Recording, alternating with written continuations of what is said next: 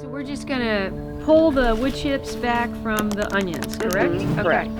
Alrighty.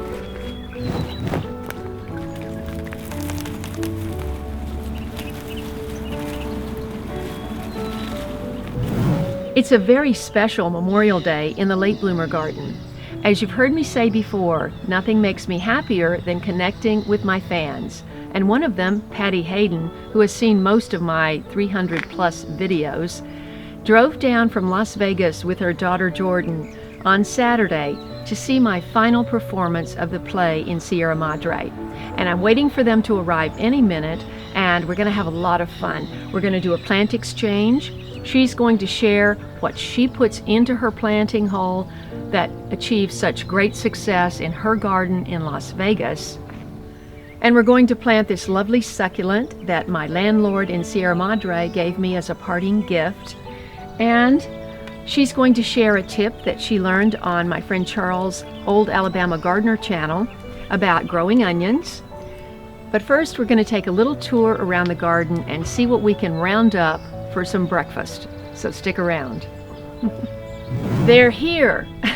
This is Patty Hayden and Jordan Hayden from Las Vegas. Now, Las Vegas is known for not the greatest soil in your yards, right? Right. So give us a little bit of history about when you started gardening and how you got going, how you got connected to me, and how you made your garden into a food forest. Well, I tried to grow grass in my backyard and I was unsuccessful. No matter how much I watered, how much I fertilized with the other fertilizer, nothing was going to grow. My soil is hard clay. When we would get rain, which is not very often, my backyard would flood. So I said, I've got to do something different.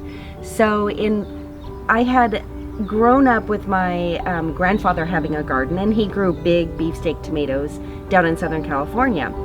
And my grandsons live with me, and I wanted to share that experience with them so that they would learn how to grow their own food.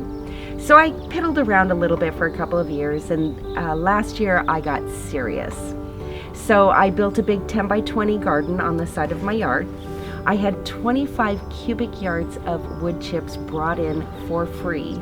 But did you see something online that told you to get wood chips? Yes.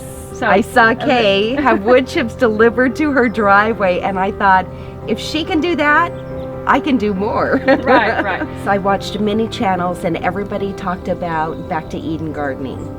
And I wanted to grow organic. I didn't want to put all those pesticides into my food and feed that to my family. Mm-hmm. So I started with the wood chips, and I buried my hard dirt clay soil in about 4 to 6 inches throughout my entire backyard. Wow. My kids thought I jumped off the deep end. Yeah. Until one day I was digging in my garden and I found a worm, and my son said, "No way, Mom, you have worms." And I said, "I have worms. Anywhere you want me to dig, there's going to be a worm." And he said, "Try over there." I said, "Okay." And I dug up and I said, "Look, I have 4 worms here." And that's all from the wood chips? And that's all from the wood chips. So in my 10 by 20 garden that I had made, I brought in some soil, compost soil from the local nursery, and it wasn't good. And I knew I needed to do amending, but I didn't want to add anything that was not organic. I didn't want to do that spray stuff that would give the plants a good shot of nutrition and then wither off. I wanted something that was long lasting. Right. So I started watching a lot of YouTube videos. I just put in organic gardening, urban gardening, and you popped up, and I just loved the music, how you shared the flowers that you were growing, the monarch butterfly, and I thought, wow, I didn't know you could grow flowers in the garden and how beneficial that would be for your vegetables that you were growing. So I've incorporated flowers, sunflowers, because they grow really good in Las Vegas. I bet. Yeah. And no parrots. Right, no parrots. She's already seen the parrots. Waiting for them to fly by. Yeah, I think they already did, actually. In Las Vegas, if you live there, there is a lady called the Tomato Lady, and she actually has her own soil that she has formulated the Viragro, Viragro, in North Las Vegas off the 15 in Cheyenne actually produces that, and you can buy it and put it in your garden. Okay. I did that this year. I bought 27 bags. Wow. And they were heavy because they put sand and compost and wood forest products into it.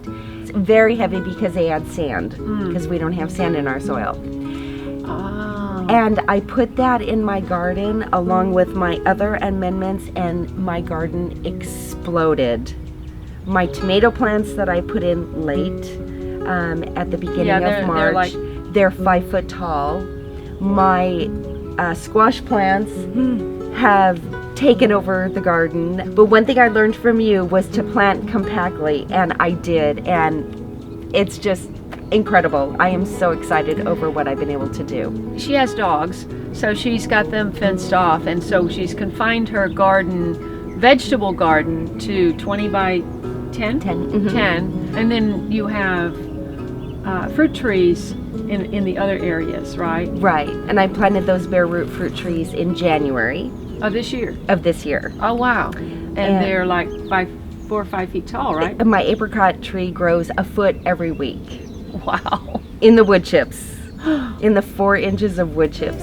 Right. Yeah. Tell them a little bit about how you water, because when you live in the desert, you've got to do things differently. In my 10 by 20 garden, I brought water in, and I have the small drip line that has drippers every 12 inches, and I place those about every foot along the garden, so I don't have to overhead water anymore like I did last year. But for the bare root fruit trees, I just turn the hose on until I think they're good and watered, and sometimes I could be out there, don't get scared, for 4 hours a night just watering all of the wood chips in the backyard and the side of the yard. I just want to make sure that, because I don't want the soil to dry out underneath where the roots are at, and it's working. That's Everything wonderful. is growing exponentially. We save our eggshells, Okay. and so periodically I go through and I grind these up in like a coffee grinder. I always use mycorrhiza in everything that I plant because it creates that web on the roots, and the roots need that. And this is my little scoop that came with it. Okay. And so I use a scoop or two depending on how big the roots are, and I just sprinkle it on the roots prior to putting the plant in the ground. And I have my azomite. Yes. I have my worm castings, which I purchased at my local nursery. I use blood meal, which is all organic, and I also use bone meal, which is all organic, and I just use the big scoop, and I put a scoop of everything into my hole. Then I use my little shovel and I mix it all up in there with some native soil, because it has to have that too. Right. And then I put my plant in and just put my soil back over it, tap it down real nice. This is my natural kelp, all organic. Okay. And I use this on the garden too, maybe 2 or 3 times a month. I use it as a foliar spray. Right. And I'll put a couple of capfuls into a sprayer and I will spray usually in the evening as the sun's going down, when it's getting cooler, because I don't want to spray any of my bees that have come out to enjoy the garden or burn any of my plants. Right. And are you using one of those sprayers that you put on the end of your hose and just spraying everything? Yes. Oh, okay. Yes. The directions say that you could actually do this a few days prior to harvesting your vegetables. I have about a week or 2 more before we hit 100 degrees. Right. And the tomatoes aren't going to set any flowers. So I've been spraying my tomatoes with this the last couple of weeks to get my tomatoes to set so that I can at least get a first harvest. And then in about September, I'll start getting my second harvest off of my tomatoes. So what are your tomatoes doing for those 3 months? I just keep them alive. Okay. Okay. Just keep them watered, keep them cool, keep them alive. And I've had great success in the second part of after the heat of the summer is done, then I get a second harvest. And you don't shade any of your vegetable plants, right? No, the only shade that they get is at about 3 o'clock in the afternoon. I have a big pine tree that is just west of the garden that shades it in the afternoon. That's all I do. That's wonderful.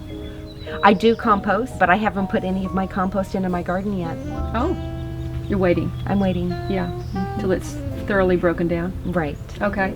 And some people say, wow, that looks like a lot of work. But, you know, when you've got the hole dug and you just pull your little bags out, put a little drop in each one, and I've had my daughter do that for me, and we've had success. You know, I love Charles at Old Alabama Gardener channel, but I hadn't seen this particular video, and when Patty saw my shallots here in my back 40 raised bed, she said, well, in order to get your bulbs to grow after you've grown the green stalks, you pull the dirt away from the bulb and just leave the root part in the dirt, and your bulb will grow. And I learned this from Charles, from Old Alabama Gardener. He has so much good information. There used to be a detective cop show on. The detective would always say, just the facts, ma'am, just the facts. Yes. His channel is very fact-based, and he really knows his stuff. He does.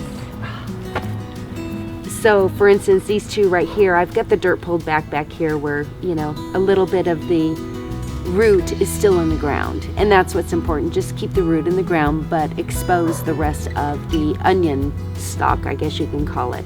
And this onion right here, according to Charles, in order to know how many rings you have in your onion, you count these green stalks coming out, and that will tell you how many onion rings you have on your onion. So this one should have 1, 2, 3, 5, 6, 7, 8, about 9 small rings right now, because it's kind of has a small neck on it. But give it some time. You know, the thing is, it could have stayed in that for a year, but you know, but why not? Why not make it pretty? Now, if we're going to add some of this stuff, I need to add it before you completely pack it in. Eggshells.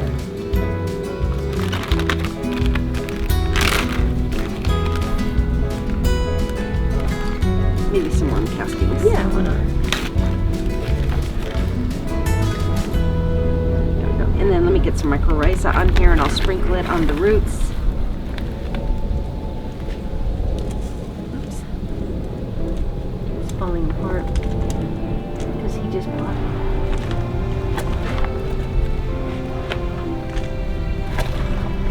What is this? Kind of a succulent. I don't remember.